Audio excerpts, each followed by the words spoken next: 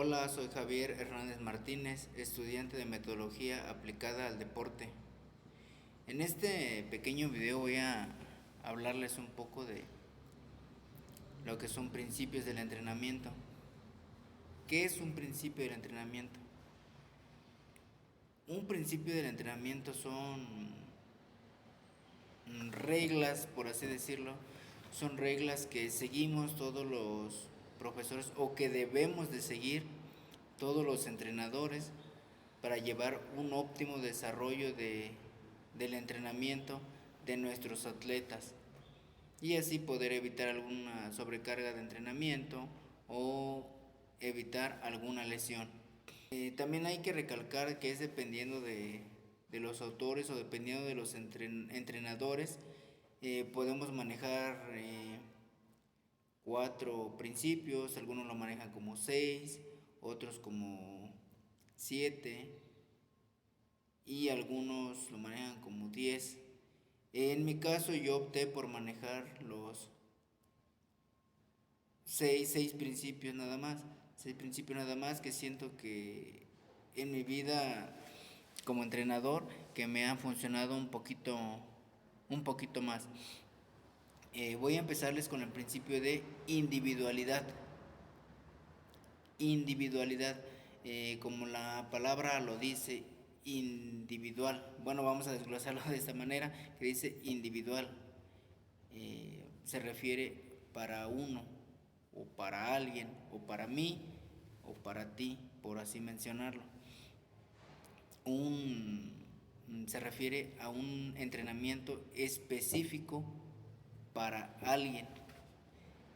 Hay que tener en cuenta también este tipo de entrenamiento puede ser para un atleta de alto rendimiento. Hay que tener en cuenta también las características fisiológicas de la persona, el sexo, si es hombre, mujer, la edad de la persona a la que se le va a dar este tipo de individualización. Entonces, para resumir, el principio de individualización es individualizar, valga la redundancia, el entrenamiento, ser específico en un entrenamiento para una persona. El siguiente principio del que yo les voy a platicar es el principio de sobrecarga. A mi punto de ver, el principio de sobrecarga y el principio de progresión van prácticamente de la mano, porque el principio de sobrecarga nos dice que es someterse a una carga de trabajo a la que está acostumbrada el cuerpo. Esto nos hace mención a ir aumentando paulatinamente el peso, la velocidad o el número de distancia recorrida para cualquier tipo de atleta. Y lo digo así porque voy a ejemplificarlo con una persona que va iniciando en el ámbito deportivo. Empieza dándole 10 vueltas a un campo de fútbol o a un deportivo. Empezamos en nuestra primera semana con 10 vueltas, pero a un plazo de una semana y media, 2 semanas o 3 semanas, ya no le estamos dando simplemente 10 vueltas, sino que ya le empezamos a meter una sobrecarga a nuestro cuerpo, ya empezamos a someter a una carga de trabajo a la que estaba acostumbrada, ya le metemos 11 vueltas, 12 vueltas o hasta 15 vueltas. Toda esa sobrecarga que le estamos, toda esa carga de trabajo que le estamos metiendo a nuestro cuerpo nos está hablando del principio de sobrecarga, y de esa sobrecarga, de las 10 vueltas a las 15 vueltas ya hubo una progresión. Ahí entraría el segundo principio de progresión. Por eso que yo les mencionaba que el principio de sobrecarga y el de progresión pues van prácticamente de la mano, porque pues ahora sí, como dicen, una cosa te lleva a otra. La sobrecarga te va dando que vayas teniendo una progresión un poquito más rápida o más paulatina, ya sin tener mucho desgaste físico y así evitando alguna lesión. El siguiente principio del que yo les voy a hablar es el de periodización. La periodización es una planificación estructurada, ya bien realizada para un entrenamiento. Tiene que ser muy específico. Lo podemos dividir en mesociclos. Voy a poner un ejemplo. Tenemos vamos a hacer una periodización para un peleador de boxeo. Lo vamos a realizar en 3 mesociclos. En esos 3 mesociclos vamos a realizar su periodo de fuerza, de resistencia, de velocidad, de precisión de golpe, de reflejos, de rapidez, movimiento de piernas. A eso se refiere a una periodización, yo estar llevando una planificación eh, bien estructurada para cierto atleta. En este caso mi ejemplo fue para un peleador de boxeo, que es la periodización es llevarle su planificación correctamente, por así decirlo, con estas palabras pues simples.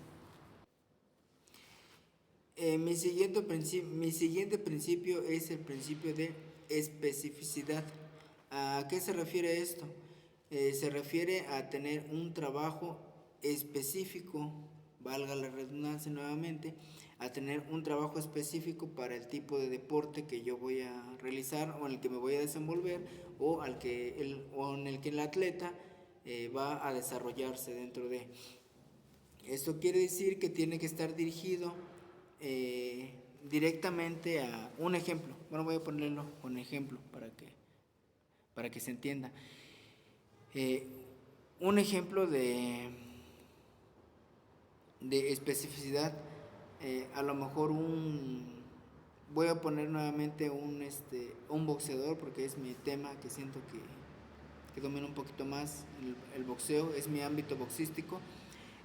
A un boxeador no lo voy a poner a levantar un peso de 100 kilos, 200 kilos, para la preparación física de fuerza, en su preparación física de fuerza o resistencia. Sí tiene que hacer levantamiento de esos de pesas, pero no con tanta cantidad de 100 kilos, tiene que ser un poquito más específico. Para trabajarle la fuerza a un boxeador, pues hay que hacer movimientos como por ejemplo en la gobernadora, para que tenga un poquito más asentado el golpe, un poquito más fuerte y tenga un poquito más de precisión. Bueno, entonces nos vamos al principio de especificidad, es especificarse nuevamente, lo volvemos a retomar, en lo que es en la preparación del atleta, en algo específico que va a hacer. En este caso es el boxeador. Si vamos a trabajarle fuerza, le vamos a trabajar igualmente pues por un mesociclo. Lo podemos dividir en puro trabajo de fuerza en pura sesión de gobernadora. Estamos trabajando precisión y estamos trabajando fuerza del peleador.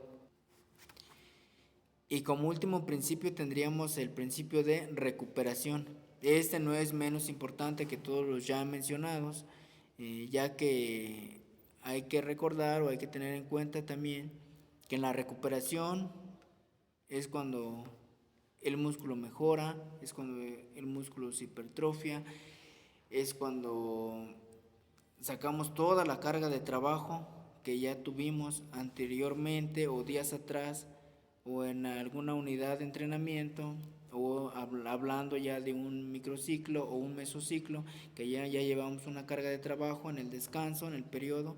En este caso estamos hablando de una recuperación pues total. Eso nos referimos a dormir de 8 a 12 horas para que el cuerpo se pueda recuperar y podamos sacar esas lesiones o esas fatigas, esa fatiga extra, ese cansancio extra que tenemos dentro de.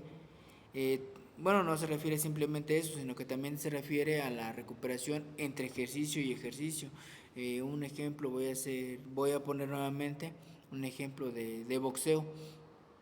El ejemplo de boxeo, pues, si yo estoy haciendo una sesión de un round en un saco de boxeo, tengo que darle un periodo de recuperación de 1 minuto al atleta. Algunos lo manejan de 40 segundos y algunos lo manejan de 1 minuto. En este caso yo voy a manejar la recuperación de 1 minuto.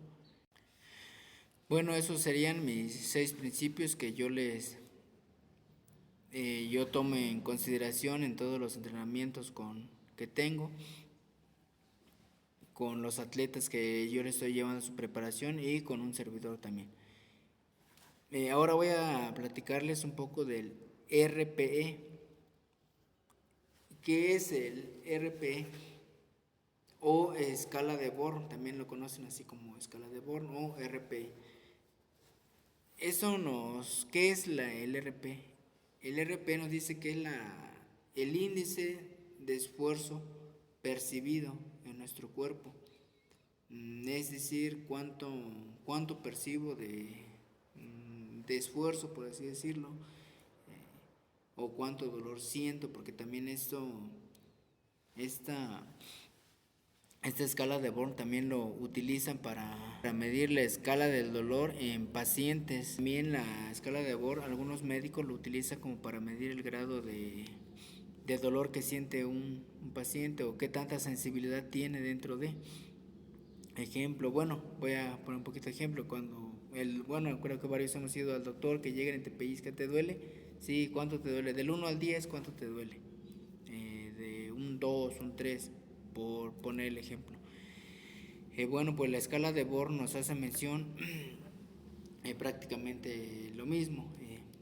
Bueno, ¿por qué se le puso escala de Born? Esto es por el psicólogo sueco Gunnar Born, que fue en el 1960, que acorde a sus investigaciones él pudo desarrollar de que nuestro cuerpo tiene una sensación de esfuerzo percibido. ¿Esto en qué nos ayuda? ¿En qué nos ayuda a los entrenadores? Sí, ¿en qué nos ayuda a los entrenadores para poder desempeñar a nuestros atletas? Eso nos ayuda para individualizar. No todos tenemos el mismo índice de dolor, algunos sienten más, sienten menos. ¿Y para qué no serviría?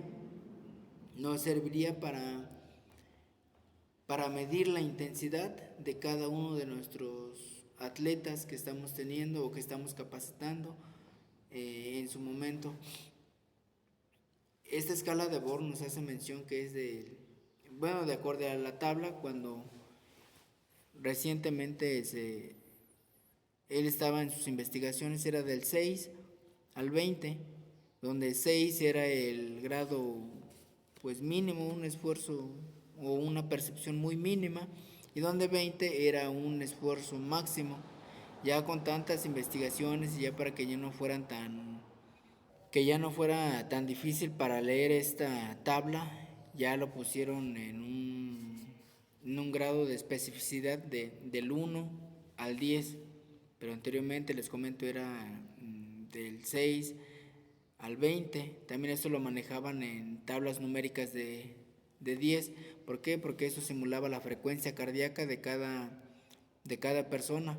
Donde un ejemplo podemos decirlo de una persona que empezaba a saltar cuerda, tenía un RPE de 13 y lo multiplicábamos por 10, nos salía son 130. Entonces quiere decir que esa persona que empezó saltando cuerda estaba teniendo una frecuencia cardíaca de 130. Que bueno, vamos a esta tabla. Esta tabla es subjetiva porque en sí no tenemos un aparato o una máquina que nos esté midiendo la fuerza como tal. El decir, a ver, me pongo de ejemplo, a ver, Javier, agarra esta máquina y vamos a ver cuánto es tu RP. A ver, intenta jalar o sí, hacer un curl de bíceps, por ejemplo, para ver en cuánto índice de esfuerzo estás percibiendo dentro de tu cuerpo. No, este es algo subjetivo, por así decirlo, porque no tenemos una máquina como tal que nos pueda medir realmente cuánto estamos percibiendo. Simplemente eso es una tabla